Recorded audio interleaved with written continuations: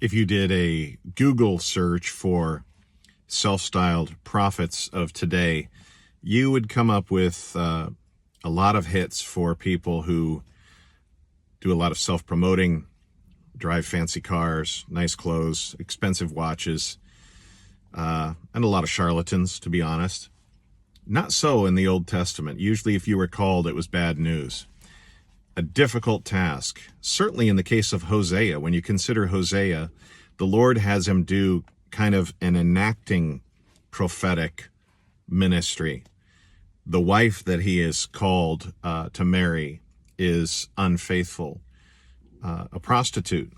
And the Lord says, I want you to marry her. This is an enacting prophetically what is happening with Israel as a nation. And when you have kids, this is what you're going to name them. The first one's going to be named Lo Ruhama, because the Lord will no longer have compassion.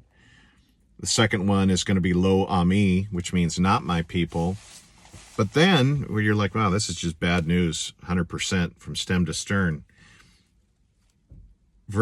Chapter 2, verse 1, it doesn't end that way, because the Lord says, eventually I will restore, I will redeem the people of Israel.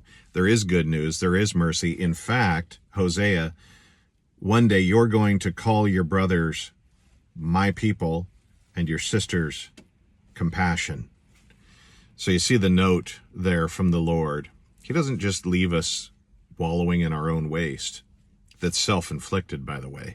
He doesn't owe us this mercy. But isn't it good to see that he never fails to redeem?